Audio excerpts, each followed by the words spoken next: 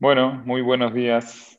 Espero que estén bien. Gracias por estar en esta charla y gracias por estar en esta edición de Nerdearla. En esta charla les voy a contar, como le hemos puesto este título de Hackeando los hilos. Y básicamente, como les decía, tal vez en la descripción, le vamos a contar un poco de nuestra experiencia, o les voy a transmitir de nuestra experiencia cómo es que un proceso de transformación tiene que ir hackeando los hilos. En primer lugar, me presento. Mi nombre es Leonardo Inucci. Yo soy CIO corporativo de FIF. Mi carrera siempre fue del lado técnico, siempre cuando era chico programaba. Arranqué allá lejos y hace tiempo con algo que tal vez a los chicos les suene medio arcaico, pero es una T286, que me acuerdo ni siquiera tenía memoria, con lo cual había que arrancarlo con un disco de 5 1/4. Y siempre recuerdo que mi mamá protestaba porque mi papá me había comprado la computadora y la protesta de mi mamá era que decía, se la va a pasar todo el día jugando. En algo tenía razón, que me la pasaba jugando, pero era de noche porque durante el día, a mis 13 años, me la pasaba programando. Así que la verdad que a partir de ahí adquirí mucha pasión por la tecnología y por todos los cambios. Y la verdad que desde el último tiempo, yo diría de los últimos 10 años, cuando la tecnología pasó de ser un driver de negocio muy importante, uno se apasiona más todavía, ¿no? Yo siempre cuento que yo tengo 44, casi 45 años, y cuando yo era programador éramos como los parias. Estaba como bien separado el programador del analista. El programador era medio como una máquina que recibía instrucciones y prácticamente las tenía que codificar, pero no podía, digamos, aportar o pensar. Y hoy ver toda esta transformación a partir de lo que es la programación, de la tecnología y lo que logra a nivel de negocios, la verdad que a mí me enorgullece bastante, me pone muy contento y nada, ver los equipos cómo crecen es lo que más disfruto. Eh, un poco contarle de qué es FIF para entender el contexto después de la charla de qué es hackeando los hilos. FIF es el brazo financiero de Falabella. Para que ustedes sepan, Falabella tiene varias verticales, digamos, tiene toda la parte de Home Improvement, que muchos la conocen por Sodimac, toda la parte de supermercados que se llama Toto, es un supermercado que está en Chile, en Perú. Tiene toda la parte de, obviamente, las tiendas por departamento, el famoso Falabella o en Perú, Saga Falabella. Después tenemos toda una parte de malls, lo que es construcción y explotación de los malls, que se llama Mall Plaza, y el brazo financiero. El brazo financiero nuclea tres bancos: Banco Falabella Chile, Banco Falabella Perú y Banco Falabella Colombia, una emisora de tarjeta de crédito que está en CMR México, un broker de seguros, que es Seguros Falabella, y una compañía de vida chiquita que está acá en Chile, se llama CF Vida. Y lisa y llanamente el hackeando los hilos partió justamente dándole servicios a todos. Entonces, hay un poco para contarles de los procesos de transformación, ¿no? Los procesos de transformación son un cambio cultural.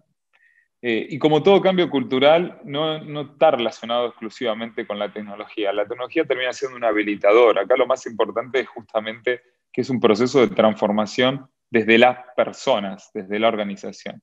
Entonces a mí esta imagen siempre me pareció media graciosa.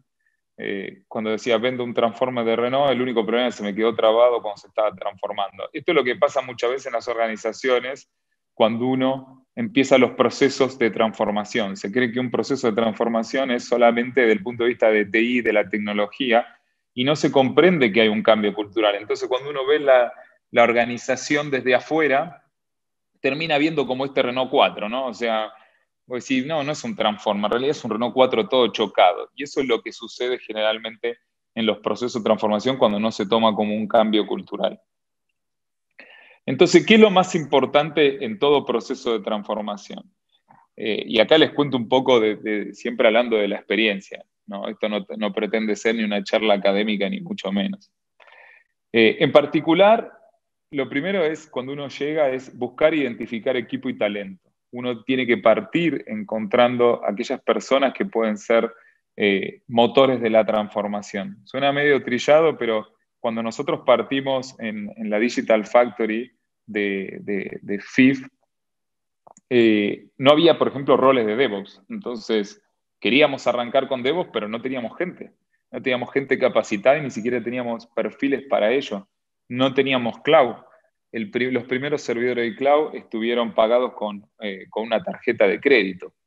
Entonces, todo eso tiene que partir desde el inicio. Entonces, uno de lo primero que debe hacer es buscar dentro de la organización cuál es el talento o cuáles son aquellas personas que uno identifica que tienen esa visión para la transformación que uno quiere empezar a realizar o que la organización empuja, identificarlas o incluso traerlas fuera de la organización.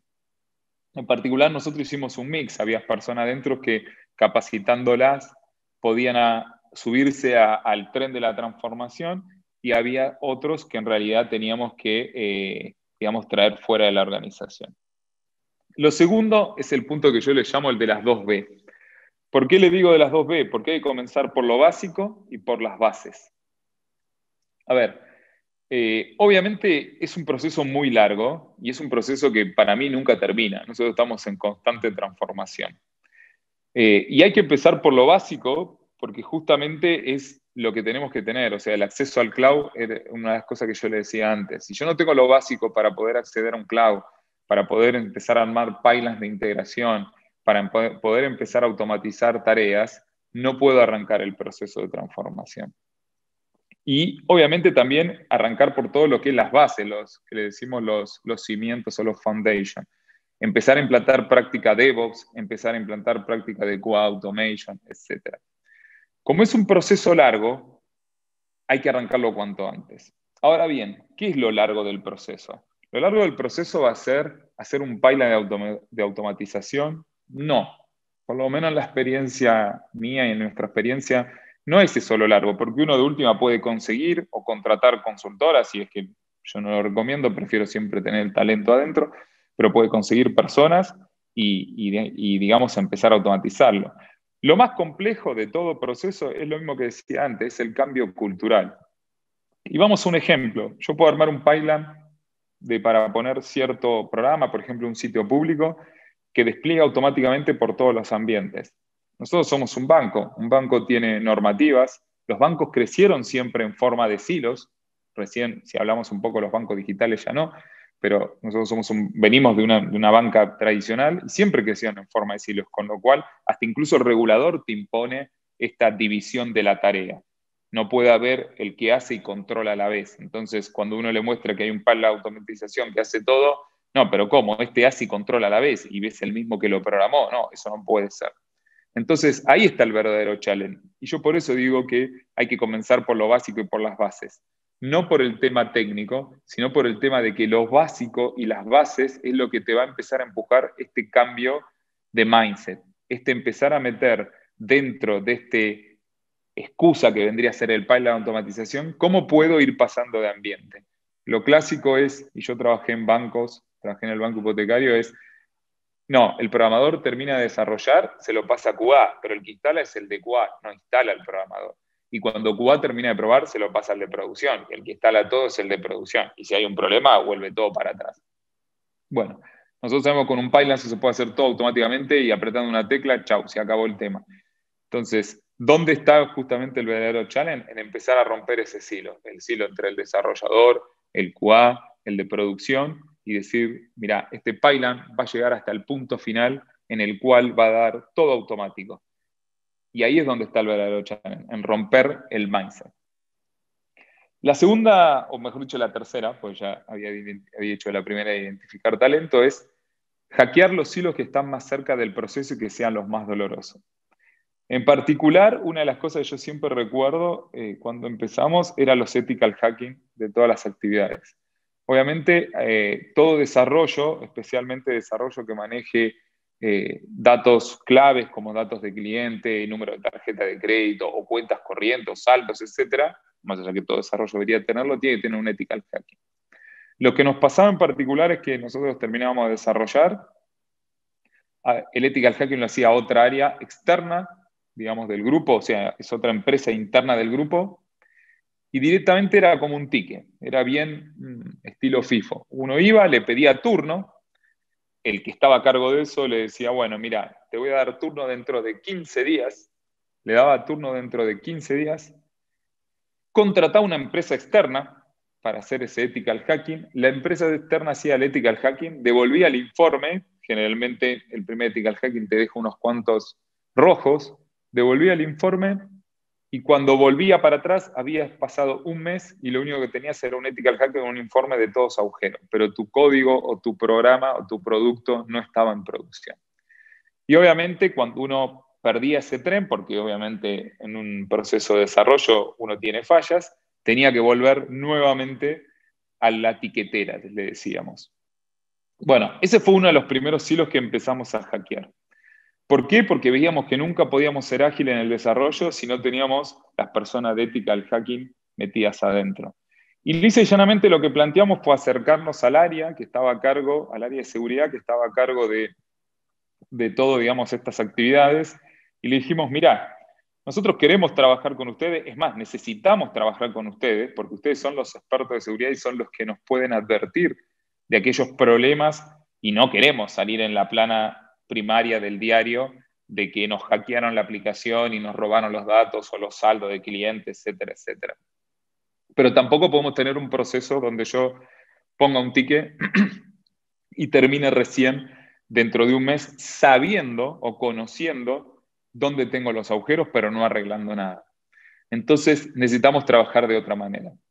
Y lo que se terminó haciendo fue formar un grupo controlado por estas mismas personas que estaban a cargo de la seguridad, y ese grupo se dotó de talento digital, de gente, de ethical hacker, de DevSecOps, de distintos perfiles de un arquitecto de seguridad, y ese grupo empezó a trabajar dentro de nuestra factory. Con eso nosotros no solo redujimos la exposición al riesgo, sino que también redujimos los errores, pero también el time to market. Entonces, ahí este es un ejemplo de por qué tenemos que empezar a hackear los hilos que están más cerca de nuestro proceso y los que son más dolorosos. Y voy de vuelta al principio de la charla. Cuanto antes lo hagamos, mejor, porque el cambio no es técnico, el cambio sigue siendo cultural. Eso es lo clave. Para continuar, lo próximo es tener el negocio adentro desde el principio. Generalmente he visto procesos de transformación donde parten por el área de TI, que está bien, como, porque generalmente es un área core y es un área núcleo, pero no metemos lo que yo le digo al negocio, aunque está mal dicho porque el negocio somos todos, porque hoy la tecnología es parte clave del negocio, no lo metemos desde el inicio. En particular, nosotros lo que hicimos fue que los product owners vinieran de cada una de las business units, con poder primero con mucho conocimiento del negocio, con conocimiento de los números, pero también con poder de convencimiento.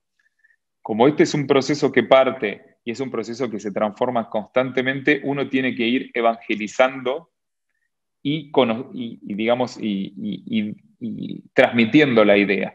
¿Y qué mejor que alguien que venga de la misma business unit? Porque recuerden que, como yo les conté, nosotros esto lo tuvimos que hacer a nivel corporativo para todas las organizaciones que les mencioné al principio de la charla. Entonces, ¿qué mejor que alguien que venga internamente de ellos sea el evangelizador? Lo clave es identificar ese tipo de perfiles y de roles, perfiles con mucho feeling por la digitalización, pero también con mucho feeling por el mindset ágil, ¿no? Y lo último, aunque no es lo menor, es tener los journeys claves que den valor al cliente. Generalmente cuando partimos los procesos de transformación, uno siempre se mira al ombligo como negocio. A ver, ¿qué es lo que me duele? Me duele el proceso de apertura de tarjeta de crédito. Me duele el proceso de apertura de cuenta corriente. No puede ser que tardemos 40 días en dar una tarjeta de crédito o 30 días en dar una cuenta corriente. Hagamos journey de apertura de tarjeta de crédito y apertura de cuenta corriente. Y así fue como partimos nosotros. Claro, después de un año nos dimos cuenta que si yo miraba al cliente, el cliente en realidad viene a pedirte productos financieros. Te puede pedir un producto, te puede pedir dos, pero en realidad sos vos el que le ofertás. El cliente es uno. Y nos dimos cuenta que era mucho mejor que en realidad de tener un journey de apertura de producto de tarjeta de crédito, apertura de producto de cuenta corriente o cuenta vista, como se llame, dependiendo de cada uno de los países, era mejor tener un proceso o un journey de onboarding del cliente, donde un cliente llega y yo lo miro a él, por eso estoy hablando de darle valor al cliente, y yo lo miro a él y le digo, bueno, a vos como cliente yo te puedo ofertar una tarjeta de crédito, una cuenta corriente, una cuenta vista, un depósito a plazo, en pos de ayudarte a mejorar tu vida financiera día a día. nuevamente vuelvo a lo mismo. Nos dimos cuenta un año después. ¿Por qué? Porque justamente esto es un cambio cultural. Estos procesos transformacionales nos llevan a un cambio cultural. Siguiendo un poco con la evolución, nosotros partimos evolucionando de una software factory. A mí me gusta mucho este Homer Sapien porque es tal cual. Uno al principio cuando empieza estos procesos de transformación, empieza haciendo monadas o empieza haciendo cosas más rústicas.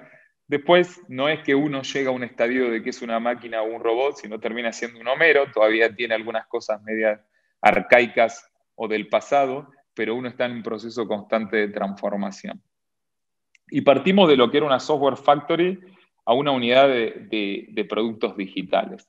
Entonces, un poco para contarles la evolución que nosotros hemos sufrido y que estuvimos viendo, mejor yo sufrido, ¿no? Que nos fuimos disfrutando, porque la verdad que esto fue un camino de mucho aprendizaje. Nosotros partimos allá por el año 2016-2017 y le llamamos la versión 1.0, donde nuestra planificación era anual. Eso lo mantuvimos hasta el 2019. Ya en el 2020, con la versión 2.0, y ahí tenemos una 1.1, porque realmente la que hizo el cambio fue la 2.0, nos dimos cuenta que más con la incertidumbre era una locura planificar anualmente. Justo nos cayó con el tema del COVID, ¿no? Creo que si hay un aprendizaje grande más allá de todo lo doloroso que es esta pandemia, es el aprendizaje de que uno no puede planificar anual. Imagínense, hubiéramos planificado anualmente y no nos hubiéramos movido ni una línea respecto de lo que planificamos a fines de 2019. Hoy no estaríamos hablando como negocio de lo que hemos logrado o lo que estamos logrando, porque en el medio de una pandemia nos cambió totalmente las reglas de juego. Ya no es que nos cambió una regla de juego, nos cambió totalmente el mapa completo. Después en la organización pasó lo mismo. Nos dimos cuenta que al principio teníamos un mix entre equipos de experiencia, distintos, como le decía, algunos errores que hemos cometido, de tener separado el onboarding por productos, lo cual era un error porque no estamos mirando los clientes.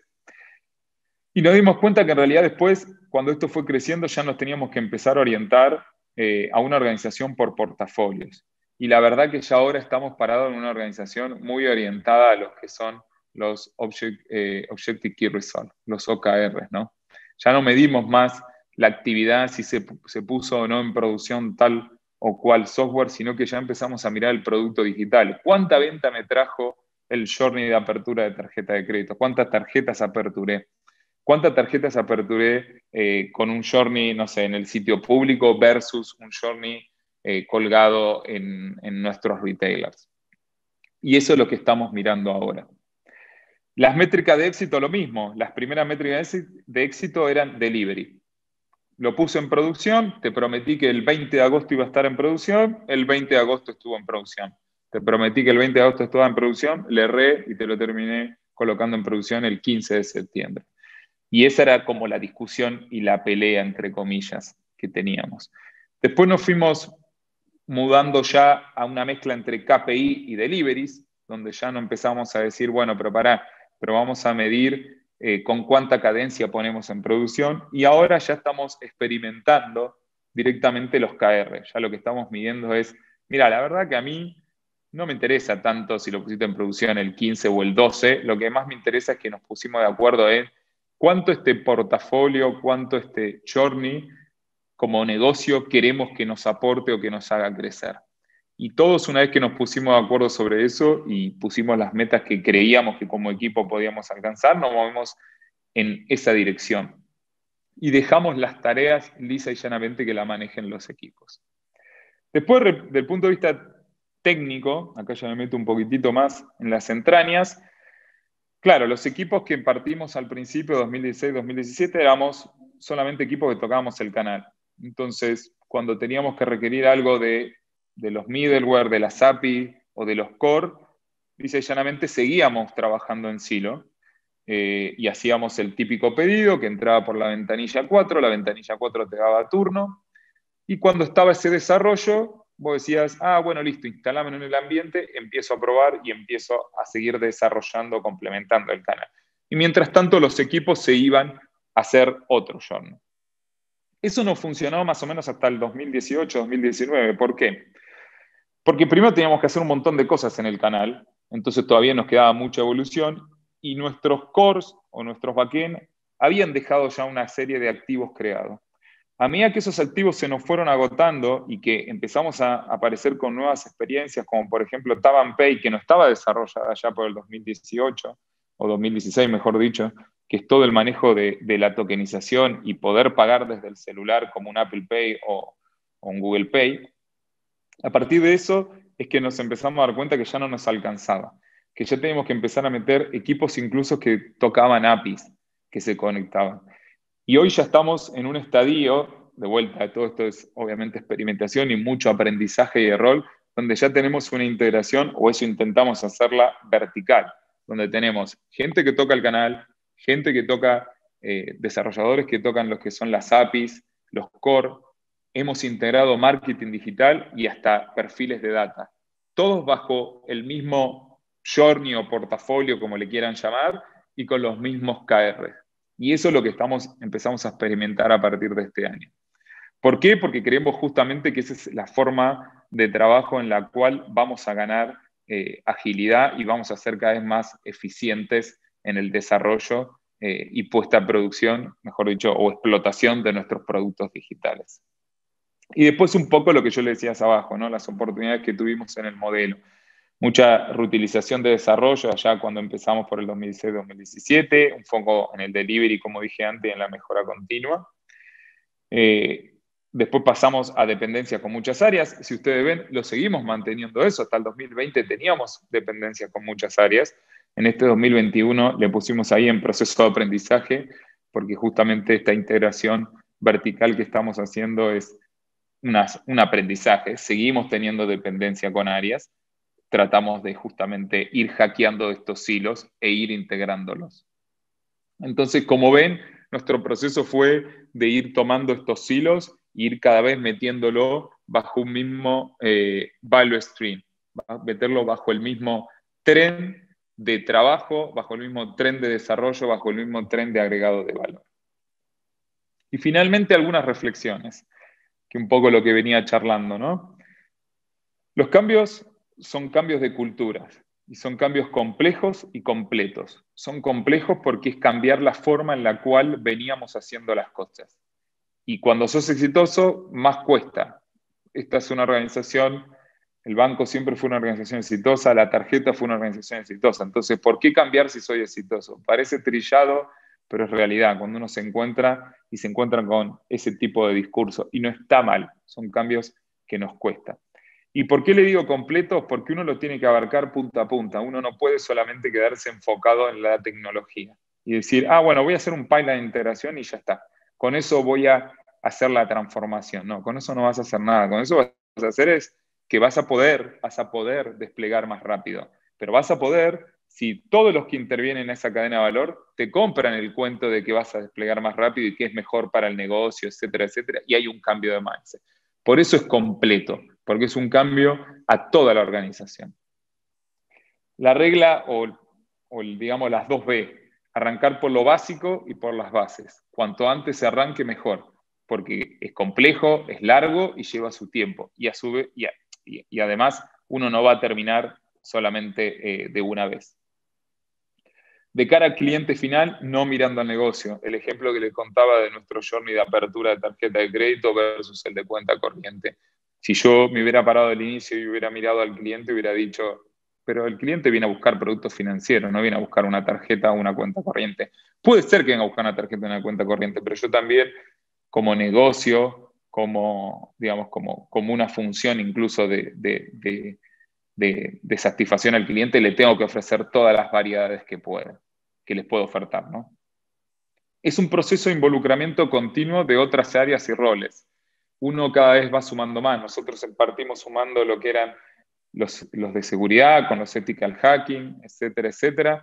Empezamos sumando otros equipos de desarrollo y hoy ya estamos incluso integrando equipos de auditoría o equipos de riesgo operacional. El banco, digamos, la industria bancaria es más compleja tal vez que otras industrias porque es regulada. Entonces, siempre hay un choque, digamos, de contraposición entre la velocidad, entre comillas, versus el riesgo. Y hay áreas en los bancos que uno las ve y tienen su mayor peso está en control del riesgo y hay otras áreas que su mayor peso está en la velocidad. Entonces, acá la clave es involucrarlos en el proceso para ir balanceando, digamos, las dos aristas, pero sin perder agilidad. Nunca conformarse, siempre cambiar, un poco como le mostré la última evolución de nuestros productos digitales, o mejor dicho, nuestra unidad de creación de productos digitales. Siempre estar constantemente viendo cuáles son aquellas áreas de mejora, no tenerle el miedo a cambiar la organización completa. Yo cuando partí, yo me fui en el 2019 para asumir este cargo y las personas que vinieron detrás mío cambiaron completamente la organización y enhorabuena porque el estadio en el cual nos encontramos era distinto y los tiempos nos requerían otras cosas. Y ahora en el 2021, entre todos mis equipos, con todos los chicos, hicimos un cambio también en la forma de organizarnos, como le conté, y justamente es por lo mismo, ¿no? Lo que nos trajo hasta acá no necesariamente nos va a llevar a donde tenemos que llegar. Y cuando la organización gana en madurez, a nosotros nos costó tal vez unos 2, 3 años empezar a madurar esta idea, empezar a medir ya, digamos, por lo que son OKR. Hay muchísima bibliografía respecto de esta metodología, pero empezar a medir ya objetivos de negocio. Si yo quiero mover realmente el negocio a través de la tecnología, la métrica no va a ser poner en producción un software. La métrica no va a ser que el software pase todos los ethical hacking perfecto o que tenga 0 bugs. Esa será una métrica respecto del software, pero no puede ser una métrica del negocio. La métrica del negocio va a ser cuánto esta tecnología, este software, este journey digital está aportando al crecimiento del negocio. Así que bueno, sin más, les quiero dar las gracias y nada, estoy abierto a preguntas. Así que bueno, muchas gracias y que tengan un excelente día.